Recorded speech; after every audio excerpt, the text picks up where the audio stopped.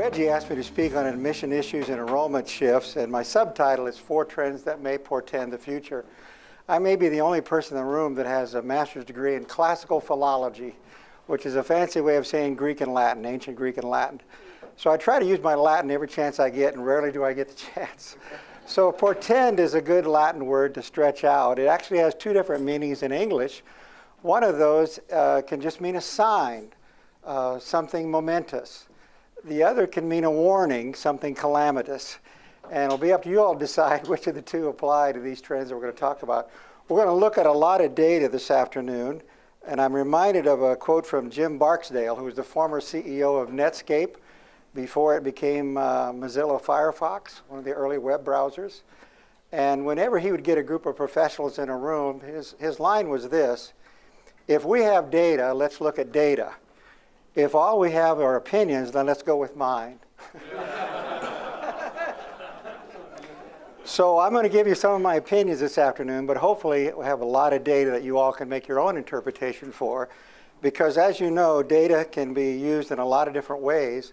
In fact, one of the Nobel economists once said that torture data long enough and it'll confess to anything. So we'll see what happens, but I'll give you a few opinions along the way. It reminds me of Jimmy Dukes, colleague of Reggie's in New Orleans Baptist, who was our chairman of the board of ATS commissioners for a number of years. And I was on a visit with him last year. And I don't know this original Jimmy. Jimmy's such a humble guy anyway, but his quote was, "In my humble but correct opinion." So we'll see how correct these opinions are. We're going to look at the last 10 years to see what it may portend for the next 10 years. But before we do that, in terms of welcome to the future, my first quotation is from Corrie ten Boom. "Never be afraid to trust an unknown future to a known God." And hopefully it's in God's hands what unfolds for ATS and for each of our seminaries. And that's a good place to be, even if it might be unknown. But before we look at the last 10 years, I want to go back 20 years to 1996. A question came up last night, I think, in Steve's presentation about when we might have the next redevelopment of the standards. And I'm hoping, in my humble but correct opinion, that will begin in 2018, and perhaps over the next biennium or 2, 2018 to 20, maybe 2022 to 2020 to 2022, that we can have that major redevelopment based on all the work that's going on with the Educational Models and Practices Project. Because I think it's time. The last major redevelopment of the standards was in 1996. The time before that was 1972. They were first formulated in 1936. So it takes a while before the membership decides we need the major redevelopment. 1972 is the first time the standards introduced things like the Master of Divinity. Before that was the BD. Or talked about women in theology, or race and ethnicity in theology, even evaluation in theology. 1996 was not simply, there were a lot of revisions of the standards between 72 and 96. But in 96, there was a major 3 or 4 year project that led to a whole redevelopment of the standards. And when you look at the 1996 standards and compare them to everything before, they read considerably differently. And my hunch is that the next set of standards, whatever they might look like, will read considerably differently than what we're looking at now. Because if you look at the membership in 1996 and compare it to today, 20 years later, there are some major, major changes. For example, the number of member schools was 196 in 1996, 270 now. That's up 74 schools in the last 20 years. In the prior period, 20-year period, only 3 schools were added. The previous 20-year period, between 1956 and 76, 70 schools were added. But the last 20 years have seen more schools come into ATS than any other previous 20-year period in the history of ATS. That's a major change. And then you start looking at those schools. There were 58 evangelical schools in 1996, 122 today. That's more than double. That means 64 of the 74 schools that have come into ATS in the last 20 years are evangelical. That's kind of a seismic shift in the makeup of the membership of ATS. The number that are embedded has gone from 40 to 95. So what used to be quite a rarity, a seminary embedded in a larger school, is now becoming more and more common. In fact, we're up to about 40-some% of the member schools are embedded in a larger university or college. The number of Canadian schools has grown in number but decreased in percentage. And the number that are duly accredited, usually with a regional accreditor in the U.S. context, has gone from 125 to 176. A number that are evangelical, though, seems to stand out as one of those kind of bellwether trends, if you may. The total headcount enrollment has gone up only 5%, but if you look at the racial ethnic mix, that has gone from 29% to 40%. In fact, one of the slides we'll look at a little bit later is there's, as far as I know, and looking at the data, and the data itself comes from my friend Chris Meinzer, but the analysis and interpretations and my humble opinions are all mine. I can't blame Chris on any of those. But the only degree program category that I'm aware of that has currently has more racial, ethnic, or international students than white North American students is the DMin. And that's been true since 2012. And we'll unpack that in a few slides later. But by these trends, that's a major shift that's coming in the ATS membership. The number of full-time faculty has grown by about 700, but if you look at the number of schools that have come in, the average faculty member per school has actually declined. The 2008-9 recession might have something to do with that. If you look at the number of students, MDiv by degree program, that's up 7%, modestly. But look at the MAs, professional academic, up 60% and up 42%. That's one of the trends we'll unpack in a few moments. And the DMINs, the number of students is up 14%, but the number of DMIN schools. 20 years ago, when this organization was, maybe 7 years old, you had a little over 100 schools. Today, you have 151. At least that could be members of ADME, not necessarily are members of ADME. That's how many in the association offer DMIN programs. And by the way, as Reggie said, this will all be posted on the website, so I don't expect you to be taking furious notes. But if you need to do that to stay awake, feel free to do that. So, the number of degree programs has doubled in the last 20 years. Not the number of member schools doubling, but the number of degree programs has doubled. In fact, if you look at professional MA, there is now an average of one different kind of professional MA for the number of accredited schools in ATS. There are 245 accredited schools and 243 different professional MAs. That doesn't mean that each school has one. Some schools, like, I won't name the schools, might have 15 or 20, but in terms of different nomenclatures, different names for degrees, there's at least 243 different names for professional MA programs. If you look at the number of schools with distance ed, in 1996, 0. In 2016, 168, with a third of all students taking at least one course online. That's almost 2/3 of the 270 members with distance education offerings. And then we have a category of that called comprehensive distance ed, which is at least 6 courses or more. And that's roughly 57% of the accredited members. So the tipping point has come. More than half of the ATS membership offers their programs online. If you look at the petitions in the last 20 years, there was 35 a year back in 1996. There was 120 this past year. That's a significant number. Still, the highest percentage is for new degree programs. But replacing the number for extension sites or for distance ed has now become for exceptions, 90% of which are exceptions to residency. So a lot's happening in the last 20 years and in the next 10.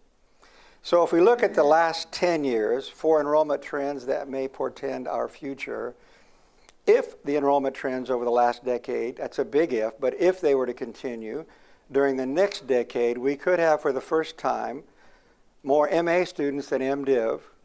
The MDiv has always been the bread and butter for ATS, even though it was called BD originally. By 2022, that's in the next 6 years. That's maybe by the next time, the next redevelopment of the standards. More minority students than white students, at least if you include in the minority range also international students, by 2025, in less than a decade. More 50-plus students than 20-somethings. 30-somethings are still the largest plurality, but it used to be 20-somethings. But within the next 5 years, perhaps, 4 or 5 years, there may be more 50-somethings than 20-somethings. And more online students than on campus. And by that I mean at least a majority of students taking one course online. That's a pretty significant set of shifts and trends that may be occurring within the membership of ATS.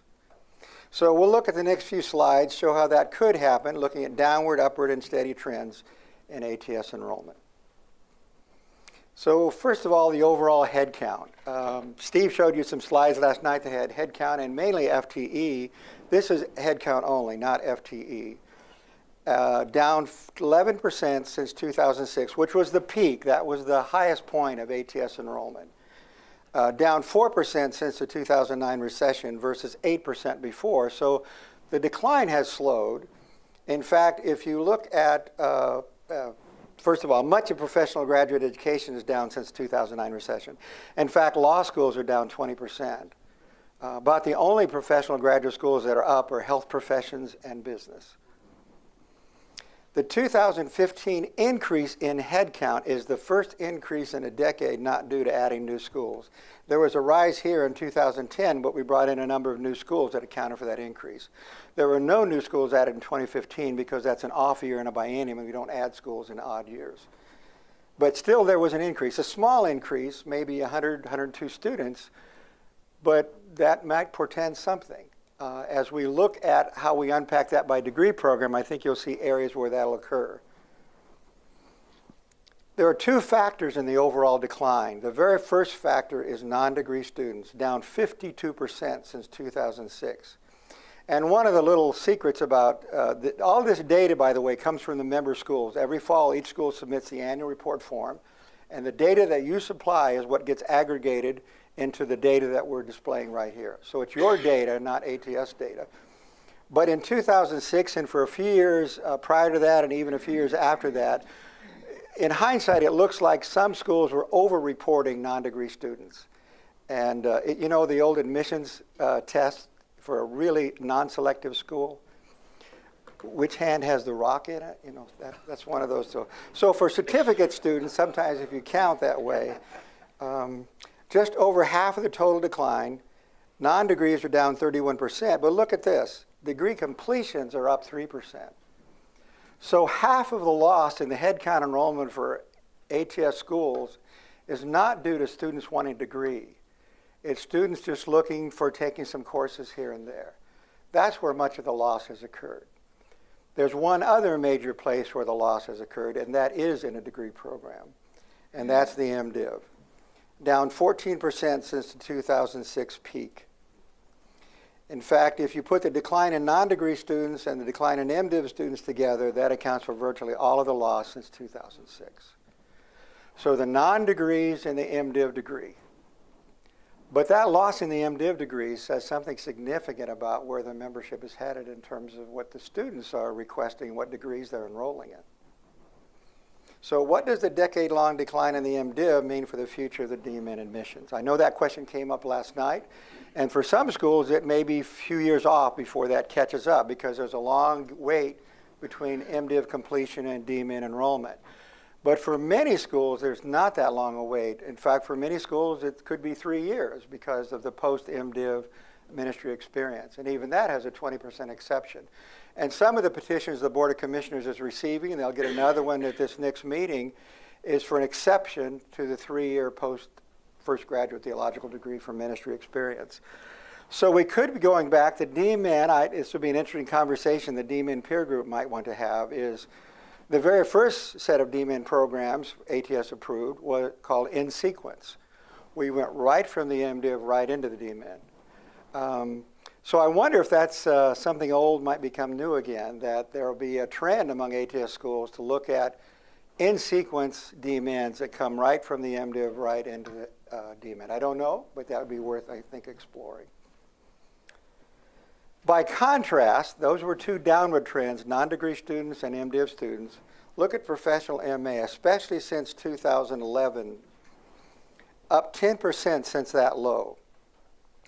Now, what happened after 2011? Number one, the standards were changed in 2012. The residency was reduced from 1/2 of the professional MA to 1/3, and exceptions were allowed. Since 2012, 34 of those exceptions have been granted for professional MAs to be offered completely online. Fewer faiths are requiring the MDiv. That may be true especially among certain evangelical circles, and evangelicals account for 80% of the professional MA students. They account for about 40-some% of the membership, maybe 50-some% of the enrollment, but 80% of the professional MA enrollment. And it's the only degree category, the professional MA, that has more women than men in the ATS array of degree programs. 55% of professional MA students are women versus about 1/3 in the MDiv or other MA programs. In the DMin, women are 21% of the DMin programs, but the number of women in DMin programs in the last decade is up 13% versus DMin being down 6%. DMin men. Did I say that right? DMin men. So again, some interesting nuances as you start to unpack the data about where things are headed in terms of demographic shifts within the ATS membership. Also, by contrast, it's not just the professional MA that's increasing, but the academic MA. It is up 15% since the 2011 low versus, again, a 7% decline for the MDiv. So, again, in 2012, the standards were revised. For the academic MA, for the first time, there is no residency requirement. If a school has comprehensive distance ed approval, they can offer their MA program completely online with no exceptions or petitions for exceptions. 2/3 of academic MA students are evangelical versus 80% of professional MA. So if you put the professional and academic MA together, that's up 12% since the 2011 low versus down 7% for the MDiv. If that trend continues, the MAs may surpass the MDiv by 2022 at around 26,000 students. So what would it mean for the first time in the history of the association, just as it turns 100 years old, that the MDiv is no longer the bread and butter degree, especially for DMNs that are predicated upon the MDiv? That's probably something that needs some review. And I remember having a conversation with somebody on ADME, I don't remember who now, saying, when is ATS going to do something about that? As if the staff are in charge of that, and we're not. It's the membership that decides. And I think one of the opportunities that Steve mentioned with the peer groups, 2 of which I think are devoted to the DMin, the next several years you have an opportunity as an organization, as a group of DMin educators, to say, here's what the standard should look like. And I know that won't be easy. I know there's not a simple solution or one size fits all.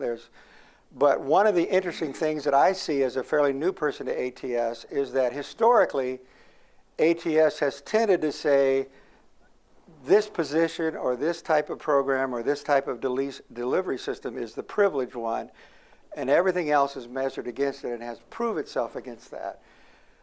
It would be interesting if the conversation become, what are the best ways of accomplishing the learning outcomes for a particular degree, and how can any particular model or practice prove itself against that, versus privileging something on an assumption basis. So, in fact, the shortest standard in the ATS Commission standards is on campus-based residential education. It's as if everyone knows what that is, and everything else has to be defined. I'm just not sure that's the case anymore. Now, interestingly enough, even though DMin or MDivs continue to decline and professional academic MAs increase, over the last decade, DMin apps are up 18%, and new students, new enrollees, are up 12%. And we'll look at completions, they're up. So somewhere in the middle, it could be that DMin has a retention problem. Not at the entry level, not necessarily at the exit level, but somewhere between those two, the DMin may need to address not how do we graduate enough or how do we enroll enough, but how do we keep enough DMin students.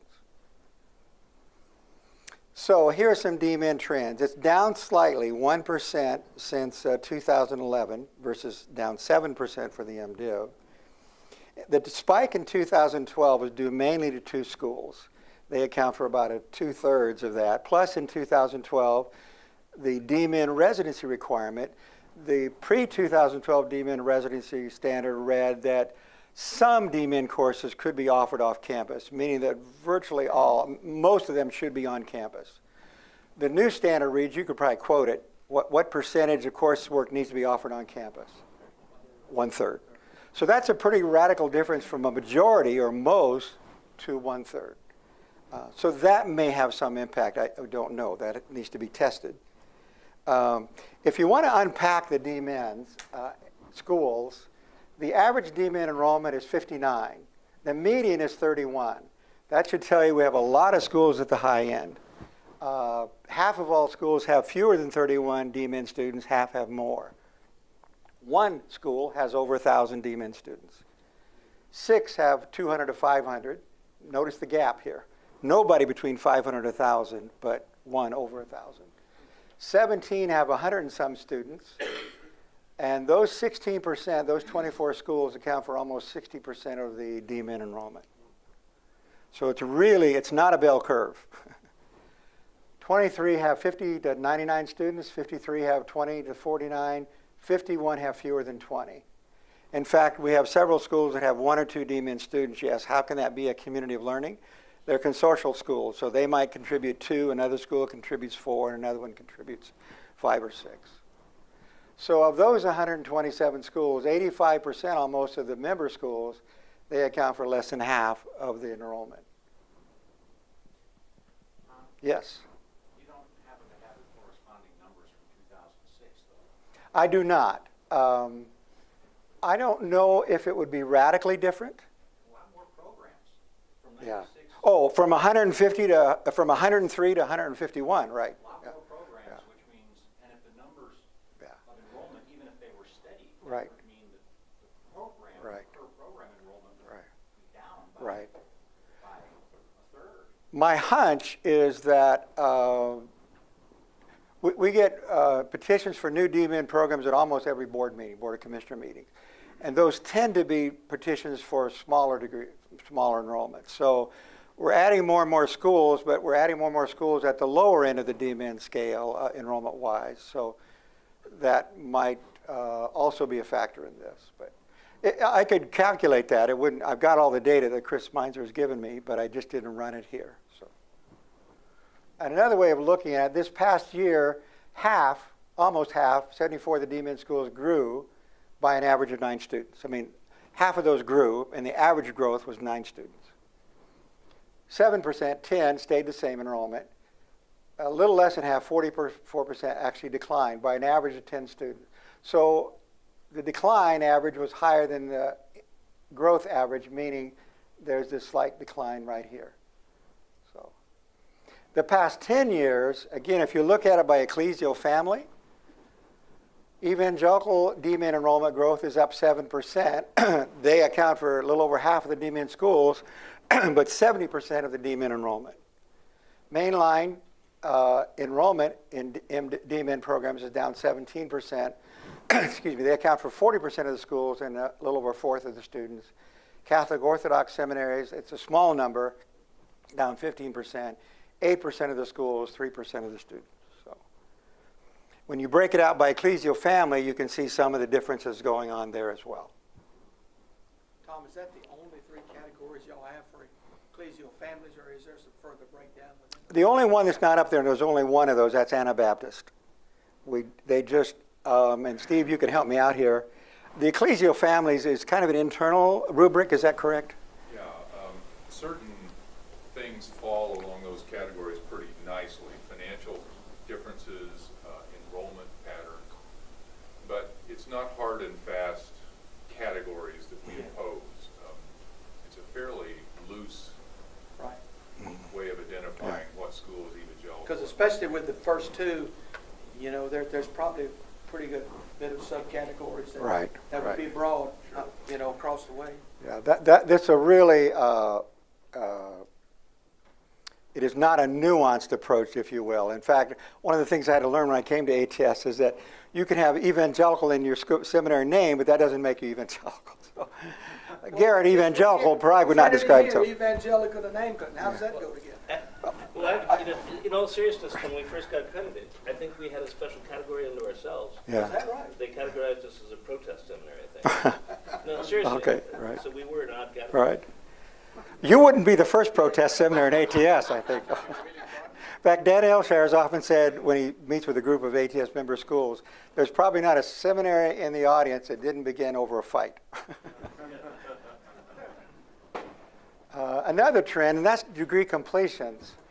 Remember, the enrollment is declining, but the degree completions is increasing. It's up 3% since 2011 low versus the 11% enrollment decline. Remember now, half the decline is due to non-degree students, so that explains that.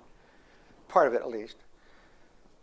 DMin enrollment is down 1% in the last decade, but DMin completions are up 23%. So if what you're after is graduating DMin students, so that's your product, you're doing really well. If your goal is to enroll more, and that's a worthy goal for many seminaries, that's not quite as well. But if what you're really after is producing product, producing graduates, that's actually that's a pretty hefty increase. So if you look at the graduation rates, there's a lot of data here, but notice that for the first time in the history of ATS, we're now collecting graduation rates. They just started this last fall, so this is the first data we've ever had on that. And it was a request that came from a number of member schools saying we're being asked to justify our existence in our denomination or to another accrediting agency, and one of the input measurables, outcome measurables, is graduation rates. So we began collecting that data. We do it on the basis of 2 times the degree duration, like 6 years for the 3-year MDiv. For the DMin, we chose 6 years. That's a little arbitrary. We field tested this with about a dozen ATS seminaries, or 2 dozen, and it's a compromise. There are a lot of schools where if the DMin completion graduation rate were 8 years, maybe their rate would have gone way up. But if you look at it that way, at the DMin over 6-year period, 55%, half of the schools had at least 55% graduate in 6 years, and half of the schools had fewer than 55%. That's what the 50. If you look at the top 1/4, 75% or higher graduation rate for the top 1/4 DMin schools. So it's, other than the PhD, THD, that's actually tied with professional MA as one of the lower graduation rates at the median, at the 50th percentile. And you probably know from your own horror stories about people finishing all the coursework, but they just can't get that project done. So. Tom, what do you hope? I'm interested in this because we, at our school, have made some intentional steps to increase our graduation rates versus our enrollment rates. Right. But what do you hope that this is going to do here with the first time you're collecting this data? Say if you could project out 5 to 10 years now, what do you hope this is going to show? Yeah. My goal with any data is to get a good conversation going. Sometimes it's a controversial conversation, but just to get a conversation going. So I hope at member schools, and by the way, we're not set up in our annual data tables yet to publish this, that, there. So if you go to our most recent annual data tables, you will not see this information. But every school can request, and is sent if they requested, a strategic information report. And the strategic information report, Chris Meinzer revised that just a year ago. And that data is now in there. That's always sent to the school CEO. So if you want to see that, you should ask your school CEO, president, rector, whomever, if you could have access. The reason it goes to the CEO is some of that deals with salary information and so on, and some of which may be confidential, or the school administration decides it wants to be confidential. So you can go there to your strategic information report and find out what your data is. Of course, you already should know your data because you were the ones that reported it. This is all self-reported data from ATS member schools. But that also has in the strategic information report a breakdown similar to this. So you'll have that available to you in the strategic information report. Graduation rates are a little controversial. As Debbie explained this morning, if you're a diploma bill, you probably have 100% graduation rate. Here's your $1,000, $5,000, and here's your diploma. So in and of itself, a graduation rate doesn't necessarily measure anything.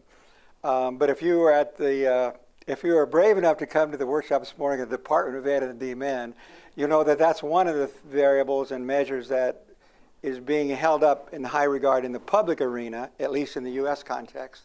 I'm not sure about it in the Canadian context. And it's also getting a lot of press, therefore, through the Department of Education.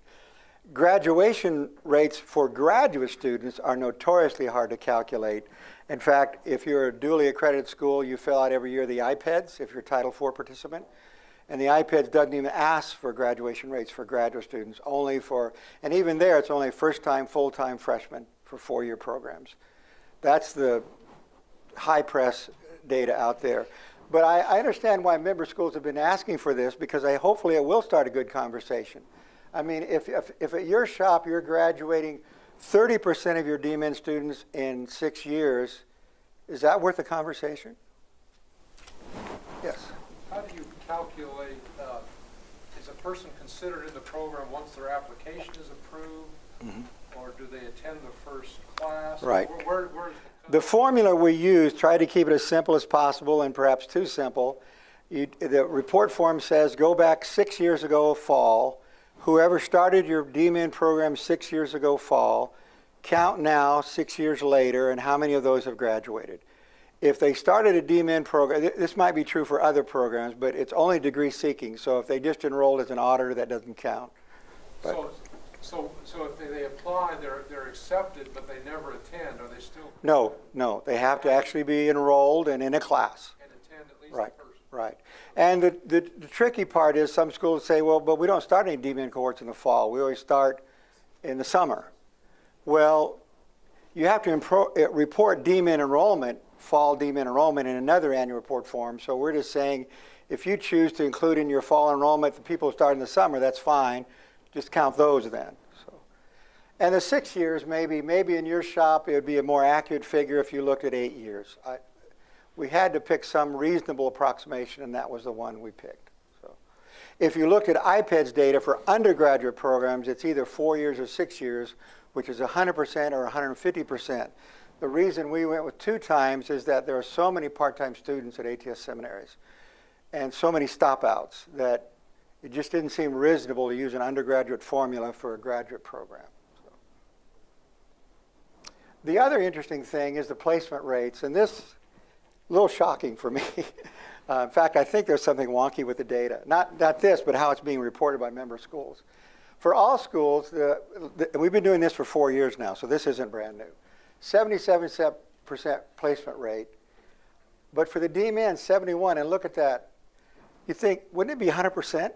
I mean, aren't most of your DMin students already placed in ministry somewhere? Or not, if not 100%, maybe 90%. So I don't know what's going on there.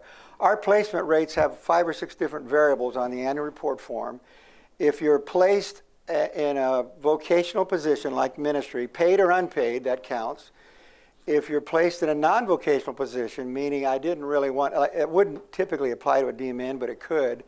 I don't want a job, not seeking a career, I just want the degree, and you know that up front, it doesn't count against you. Or if you get a degree and you go on for further study, in other words, you don't get a job, but you go on for another degree, that is also a positive placement. It's only if you're seeking a position and don't find it, that counts against you. Or if you don't have any data at all and it's unknown, that counts against you. But it may be because of how it's interpreted that some schools might say, well, we didn't place anyone. They came with a job, so we don't have a placement rate. But it's supposed to mean however they're placed, even if they're already placed, you should count them. So, but that's just troublesome to me. It just doesn't make sense to me. It seems to be some kind of statistical outlier. Or I'm a liar. I don't know which it is. But another major downward trend. Now this is going, we were looking at the DMin for a while. Now we're back to the entire ATS degree program arena, all the ATS member student enrollment. Down 19% since 2006. That's a pretty, there's a slight uptick right here, about 108 students. Not sure if that's a new trend or just an anomaly, but in other words, we looked earlier at one way you can account for the entire decline in the ATS enrollment is through the non-degrees and MDiv. Another way to account for the entire decline and then some is the loss of white students. But more positively, contrast that with minority and international enrollment, or what we call in the annual report form visa students, but international students.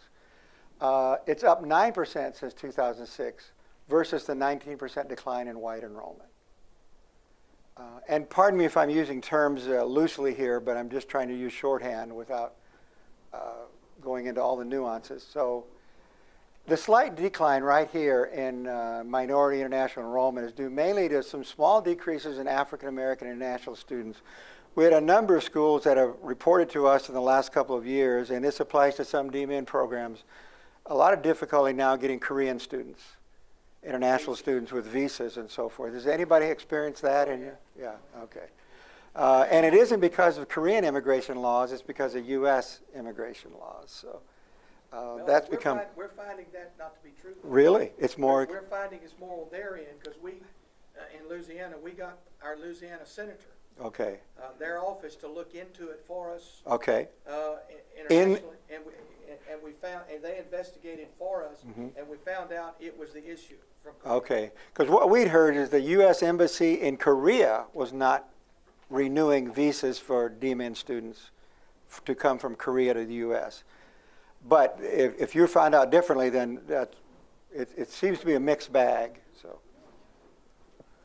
So if the present tense continue, the minority may be the majority by 2025, if you can use those terms a little loosely. 25% of our member schools already are. We have 25% of the member schools that most of their students are not white North American students. Do you want to know what the largest number of minority serving schools is? What minority they represent? Asian. It used to be African American, but now with the influx of a number of Asian schools in the last 2 or 3 biennium, I think there's something like 12 Asians serving schools, and 7 or 8, 9 African American or historically black seminaries. I don't remember that number. The DMIN has had a majority of my enrollment since 2012. I don't know, I mentioned that in a few slides earlier. That really came as a surprise to me when I started parsing the data and looking at that. Not sure what happened in 2012, although remember that spike in DMIN enrollment in 2012 due to mainly 2 schools, one of which has a very strong African American DMIN student population. And so that may be part of what tipped the scale in 2012. But that trend has continued for the last 4 years, that the majority of DMIN students are not white North American. They're either minority, U.S. minority or international students. I'm just curious, and if any of you know in the school DMIN programs you represent, how many here would have a majority of minority or international students? Okay. A smaller number here, but if you look at all 151 schools, most do. So. Any specific stats on Hispanic population? Yes. I'm glad you asked that question. African American DMIN population in the last decade is up 30%. They now account for 17% of all DMIN students. Hispanics in the last decade is up 83%. They now account for 6%, however, of all DMIN students. Visa or international students are up 7%. They account for 19% of all DMIN students, 1 out of 5. Asian students, Asian American students in DMIN programs are down 10% in the last decade. They account for 10%. I think there was a peak of Korean and other schools, other nationalities with the DMIN. And white students, as the slide earlier said, is down 23%. And they now account for 48% of all DMIN enrollments. So Hispanics by far are growing. They're still a small percentage overall, but growth rate is 83%. If you look at enrollment by age group, again, this is all ATS programs, not just DMIN. The 20-somethings are down 12%. The 40-somethings are down 21%. The 30-somethings are up 3%. The 50+ is up 6%. So 50+ at this rate may surpass the 20-somethings by 2020. It may not hold because the 40-somethings are in decline, but then that would assume that if you're 40-something, you automatically go on to seminary, and that may not be the case. The 50-somethings may be coming from somewhere off of this chart, not on this chart. So. And I don't know if you'd run any statistics in your DMin program on what the average age is, but does anybody here have a significant number of 50-plus students in their DMin? Some We do. have a pretty high number. It's not, I don't know how significant But it would be, but what, in our denomination, one thing we're noticing, one of the reasons why we have more older students coming to do DMins is because they're bivocational. They are people who are feeling a call to ministry, already having a vocational career in something else for the last 20 or 30 years. And because so many of our churches are in decline, especially the smaller ones, they can't afford, right. a full-time minister, seminary trained particularly, so they're moving more to the bivocational. And so we were seeing a huge uptick, not only in the DMin but the other MAs and MDivs, a huge uptick in the older students because of the bivocational issue. We had a student in Lincoln years ago, an older student, much older student, who said they could now afford this because they were independently wealthy. I said, what do you mean by that? Well, I'm on Social Security. I don't have to go to work anymore. I can just draw my Social Security and go to school. And distance education. Interesting chart. Caveat, the total for the last 3 years is adjusted to account for obvious omissions. We had a school that would report 500 online students last year and 50 this year, and we know that's not true. We've made calls and found out it's just misreporting of the data. Because the question changed last year from annual to fall enrollment. It used to always be annual enrollment. Every other question in the ATS annual report form was fall, so we switched this instead to fall. But if you adjust for those factors, 10 years ago it was 1 in 10. Now it's 1 in 3 students taking at least one course online. That's what we mean by distance education. So it could be 1 in 2 by 2020. By most schools now online, 168 of 270, and 57% with what we call comprehensive distance ed. So a lot of shifts.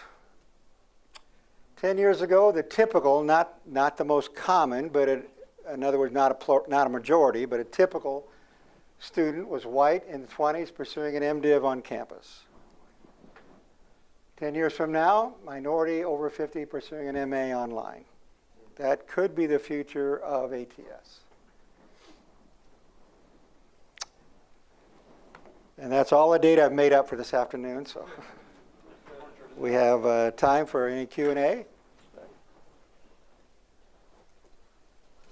Tom, I want to come back to I don't remember what slide you had it on, but you're talking about the decline in MDivs and whether or not the MDiv is going to continue to be in the future the equivalent degree standard for the DMin. Okay, now we've had a lot of conversations here in ADME over the last 2 or 3 years over what that's going to mean for equivalence. And you also said, which we agree with, that you guys at ATS don't make the standards. Right. The standards come from The membership. Rise Up, and we understand that part. But here, I think, is some of the discussion we've had. No, we don't want that to change. I mean, we don't want for the accrediting agency to be a school, an agency that's dictating to us here is what we think it ought to be. But at the same time, this equivalency thing, as the MDiv is declining, the equivalency issue is going to become much more convoluted and complex. So I think what I want to say, and maybe hear your response, is we are going to need the ATS staff because you have the data, you're looking at the trends, you see what's out there across the board. We are going to need you guys to at least either give us some direction on this or to set some parameters. Right. We know we got to stay flexible within the institutions. Every institution's got to determine what equivalency looks like in their institution. But we just can't have a free-for-all out here. Right. Yeah, it may be, and I, in my humble but probably incorrect opinion right now, certainly the peer groups in the educational models that are looking at the DMin, I know Barbara is there you are, Barbara, is working with at least one, if not both of those DME groups.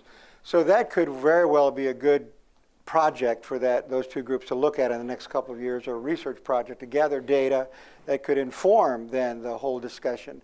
And that group might say to the ATS staff, we want you to go find this kind of information. And I think there's some money in there, Steve, if we need to hire researchers or whatever. That Steve has a blank check, so he'll just write you whatever. He's got the credit. But the other point I mentioned earlier is I wonder if the membership needs to have some conversation about, it's interesting to me as a somewhat, I mean, I've known about ATS, the seminar I was at was an accredited member for a long time and filled out many ATS annual report forms over the years, et cetera, et cetera. But coming in as a staff member and looking at it, it appears to me that theologically, ATS is a huge tent. As Dan Elsher said, a very big theological tent. Pedagogically, it's a little bitty tent. Pedagogically, there's always been pretty much one privileged position for the ATS standards, and that's primarily residential. But when you apply it to things like the DMIN, even admission standards, it's as if, and I wonder, part of the thinking, I'm thinking out loud now, might be, for example, if you look at the DMIN admission standard, I always question whenever you see something like 3 years of post-MDiv, well, except for 20%. What is the except for 20%? I don't know what, it strikes me as a political decision to say we're going to try to mollify or address some segment of our population. But it still privileges a particular mindset, and I wonder if the next redevelopment of the standards might look at this from the standpoint of what are multiple legitimate pedagogical paths, and can we honor all of those that are legitimate while not honoring any that are illegitimate without privileging one over the other? That might be a conversation you would have about MDiv equivalency. There's an assumption that, I don't know, I know when I looked at the participant list, the vast majority of those in the room are probably evangelical. My hunch is among mainline Protestant denominational schools with DMin, the MDiv is still the default because you can't be ordained without the MDiv for many of those denominations. But that may not necessarily be true among evangelical camps or circles. And so how do you come up with a standard, by definition, that applies to everyone? And I think my own, I'm going to get in trouble with my boss here, Lester, who is the guru for standards at ATS. But my hunch is that the next development of the standards need to be more principle-based than practice-based. In other words, what is the educational, Dan Elshire taught me this when I joined ATS. When you look at any controversial standard or any standard, what's the educational principle behind it? And if the educational principle behind MDiv equivalency is you want students in a DMin program who aren't rookies, who know how to think theologically and reflect and have some experience at doing it, if that's what you're after, the MDiv is simply a proxy that says, and that's what it is. But you could admit MDiv students with C averages or MDiv students with A averages, and that proxy becomes a gradated scale. But if there was some kind of assessment that says, here's the kind of student we're after, and we can document that, then the degree program may not be as critical as it once was. That's the principle versus the practice. So it's a kind of conversation that I would hope among the peer groups there might be some discussion about that, because they come from you. The difficulty is going to be this, and I'm on my soapbox now. With the diversity of membership we have in the next redevelopment of the standards, if you have to document and put in the standards every legitimate practice, you'll go from 150-page standards to 500-page standards. Or you will, by defining something so narrowly, you will automatically exclude not only present people, but any potential future. No one writing the standards in 1996 thought about competency-based education. Probably no one rewriting the standards in 2010 and 12 thought much about competency-based education. But if there were a principle, then you could bring practices into that principle without rewriting the whole standard. I'm in my dream world now. But that would be my dream, and my humble but incorrect opinion. So. I didn't hear you say anything about gender. Did you say it? For which? Trends for gender, particularly with Right. D-men. Yes, they are. I did. Somewhere in here. Yeah, there it is. The professional MA is the only degree category with more women than men. If you look at the D-men, women are, excuse me, wrong button. Women are 21% of the D-men, but the growth in the number of D-men women is up 13% versus D-men men down 6%. So, and I don't know, among the faculty, Steve, what would be the ratio of ATS faculty who are women? About 25%. About 25%. So that was a long answer to a short question. I but, appreciate it, yeah.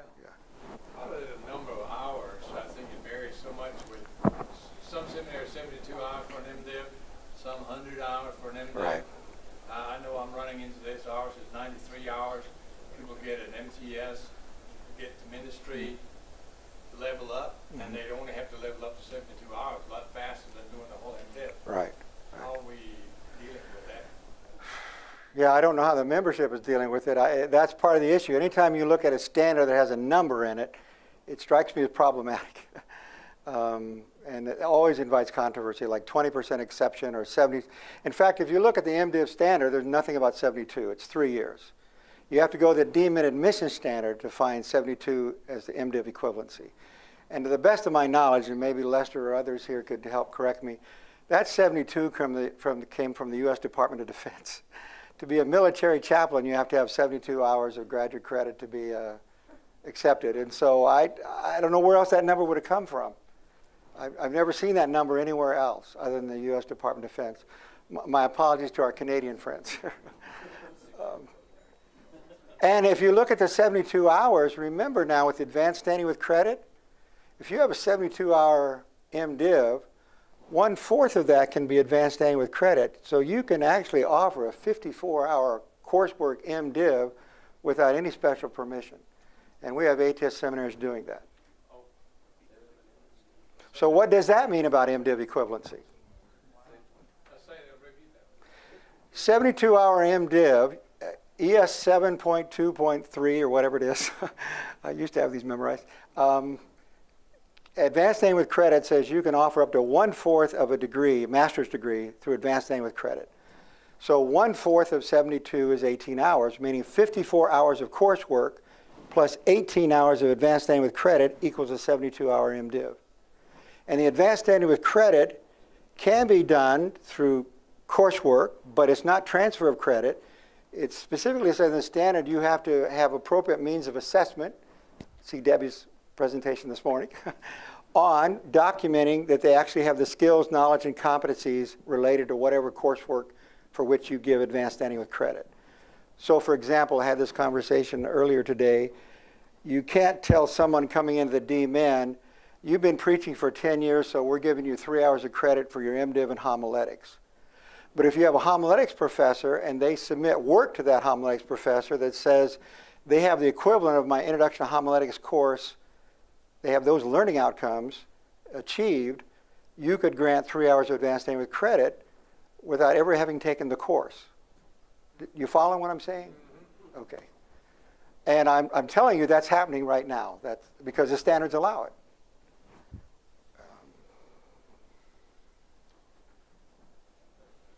I'm not trying to sidetrack us, but I think that brings up the whole conversation about as soon as you specify something, there are a lot of ways to, if you torture the data long enough, it'll confess to anything.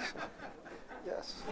Yeah, and I think that that's a very important comment because before we start speaking very specific, practical, numerical qualifiers, we become minimalists. Right. The enrollment-driven perspective Right. affects all of us, and we assume that by becoming minimalists, we'll get higher enrollments. But what does that do then to the quality Right, of our right. program?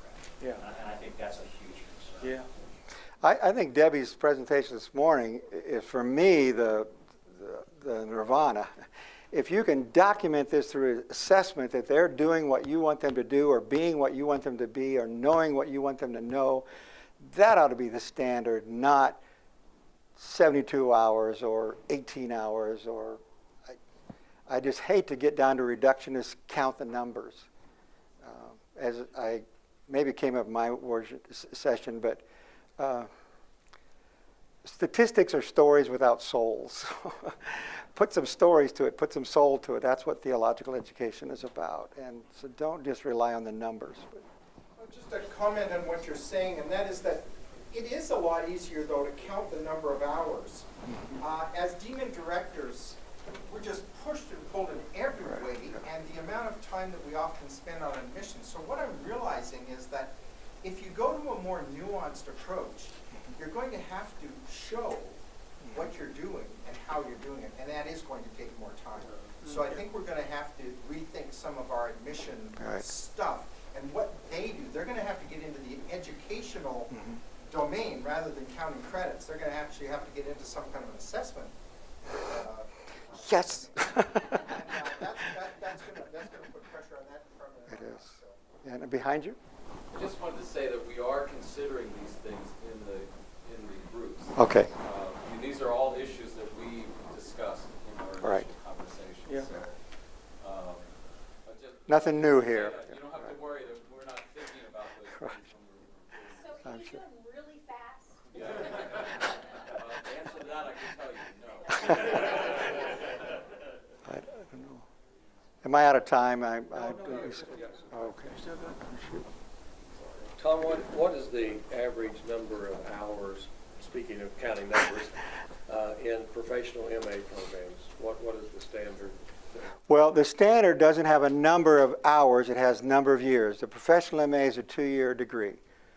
In fact, our Board of Commissioners was very adamant about that. At the last meeting, there was a petition for an exception, which the board has defined in the last 2 years as meaning a minimum of 36 semester credit hours. It used to be 48 as the minimum, now it's 36, based on the Board of Commissioners' interpretation of what 2 years of full-time study means. There was a petition for a 30-hour professional MA, which was denied by the board, saying we're not going below 36. And my understanding of that, and Steve was at the meeting, and Lester was, and Debbie and Barbara, but is that there is a strong conviction among the ATS membership that we're the only ones who are the guardians of the professional degree, professional ministerial theological degree, whether it's the MDiv or the MA. And even, the academic MA you can actually complete in 1 year with no exception if you have the appropriate undergraduate training. That's not true for the professional MA. And the Board of Commissioners has said we need to hold that line pretty tightly, that professional MA ought to be at least 2 years of study, not 1 year of study. If you're accredited by a regional accrediting agency, most of those say the minimum is 30 hours. But ATS is holding the line at 36. So I couldn't tell you, Mark, how many are way above 36. I mean, you have professional counseling programs that might be 65 hours. And a number of petitions we get for new professional MAs still are at 48. But I think, and Lester and Debbie and Barbara can correct me, I've seen an increasing number of petitions for new professional MAs that are 36 credits. And that's the lowest that the Board of Commissioners will approve. Have I said that right, Debbie or Barbara or Lester? I think, okay. I did look at, did the spot check over the weekend of 75 DMIN schools in ATS, how long the DMIN programs are in terms of credits. And I didn't look at all of them, just half of them, but most are 30 credits. Second most is 36. Probably less than 10% require more than 36 credits for the DMIN. So most are 30 hours. Most, not the majority, but the plurality are 30 hours, and the second plurality would be 36. But 90% are 36 or fewer hours. I think I saw one down to as few as 24, which would be really low end. Yeah. Number counting on that is somewhat fluid. Right. You know, how many hours we give for a seminar, how many hours for a project, how many hours for reading these kinds of books. And there were probably, of the 75 I looked at least 15 that I couldn't calculate a number because it just said we require 5 seminars or 4 units. But of those who actually expressed it in credit hours, and the most common was If it's a 36-hour program, 30 hours of coursework, 6 hours of project. If it's a 30-hour program, it was 24 hours of coursework, 6 hours of project. But I counted at least a half a dozen that had a third element, and that was supervised ministry or practica, which might be 3 to 6 hours, which is a little bit different than at least a traditional coursework. So. And even the project might be 6 hours, but you also get another hour for the orientation of the project, and another hour for research methodology on the project, and some of them, it's hard to count. So.